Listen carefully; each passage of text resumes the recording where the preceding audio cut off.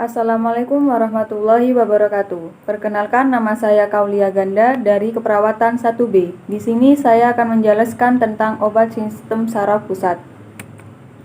Susunan saraf pusat terdiri dari saraf tulang belakang dan 3 bagian utama otak, yaitu cerebellum mengendali koordinasi gerakan-gerakan, batang otak atau brainstem mengendalikan fungsi faali dan perilaku otomatis.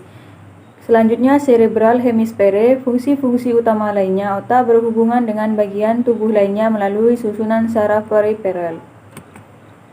Cerebral cortex memiliki 4 bagian atau lobe. 1. Occipital lobe atau penglihatan. 2. Temporal lobe atau pendengaran. 3. Parietal lobe atau persepsi badan dan spatial atau ruang. Frontal lobe yaitu perencanaan dan pendengaran. Fungsi sistem saraf: 1. Mengkoordinasi. 2. Menafsirkan. 3. Mengontrol interaksi antara individu dengan lingkungan sekitarnya. Obat-obat SSP berdasarkan farmakodinamika dibagi 2 golongan besar, yaitu 1. Merangsang atau menstimulasi, 2. Menghambat atau mendepresi. Obat yang bekerja terhadap SSP dapat dibagi dalam beberapa golongan besar, yaitu 1. Psikofarmaka atau psikotropika yang meliputi psikoleptika dan psikoanaleptika. 2. Untuk gangguan neurologi seperti antiepileptika, MS, multiple sclerosis, dan penyakit Parkinson.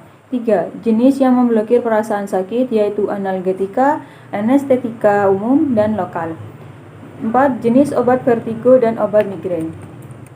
Golongan obat sistem saraf pusat: analgetik sedatif dan non-sedatif, hipnotik sedatif, anestesi umum dan lokal, psikotropik.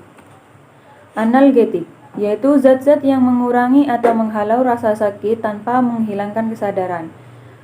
Analgetik narkotik, analgetik perifer atau narkotika. Nyeri yaitu sensasi tidak menyenangkan yang terjadi bila kita mengalami cedera atau kerusakan pada tubuh kita yang disebabkan baik oleh gangguan fisik ataupun kimia. Nosisepsia adalah mekanisme dinama stimuli perifer yang dianggap berbahaya ditransmisikan ke sistem saraf pusat. Nociceptors polimodal adalah tipe neuron sensorik perifer utama yang merespon terhadap rangsangan berbahaya. Cedera jaringan, pelepasan mediator kimia His, kinin, Pg, vasokonstriksi atau sementara, vasodilatasi, permeabilitas kapiler, nyeri, demam, eritema atau kongesti darah, edema atau penimbunan kar dan sel, nyeri ujung saraf dan bengkak, panas, vasodilatasi, hilangnya fungsi.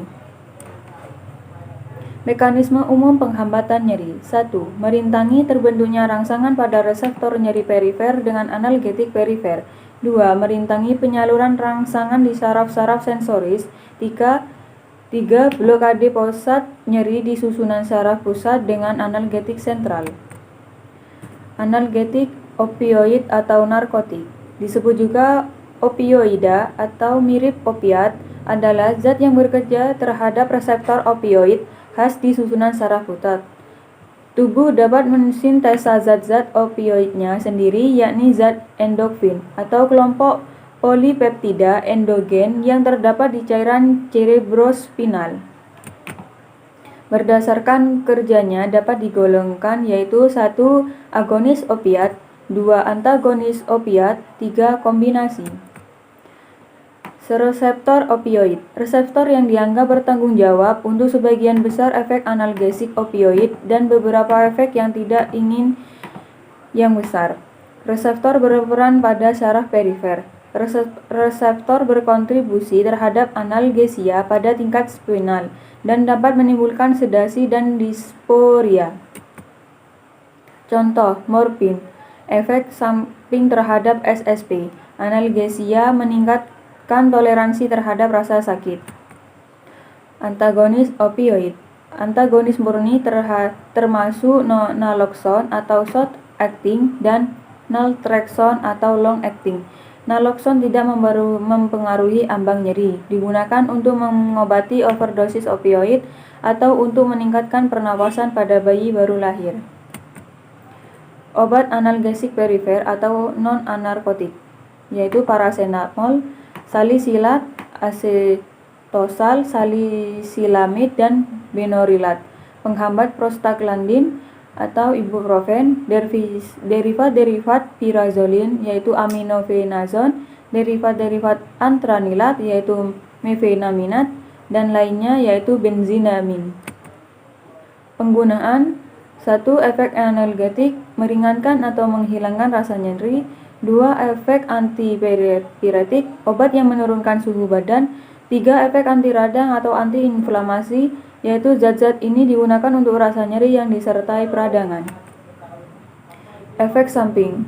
Efek samping yang paling umum adalah gangguan lambung usus, yaitu salisilat, penghambat prostaglandin, derivat-derivat pirazolinon. Efek samping ini terutama terjadi pada penggunaan lama atau dalam dosis tinggi. Analgetik anti radang. Analgetik, antipiretik, dan anti radang dan sering digunakan untuk menghalau segala penyakit rema. Obat ini juga efektif untuk peradangan lain akibat trauma, yaitu pukulan, benturan, dan kecelakaan. Penggolongan yaitu yang pertama salisilat, yaitu asetosal, benorilat, dan diflunisal. Dosis anti radang 2-3 kali lebih tinggi daripada dosis analgetik. Asetat, diklofenak, aklofenak, indometasin, sulindac. Aklofenak jarang digunakan lagi karena menimbulkan reaksi kulit. Propionat yaitu ibuprofen, oxycam yaitu meloxicam, antranilat adalah nifluminat, pirazolon, azapropazon.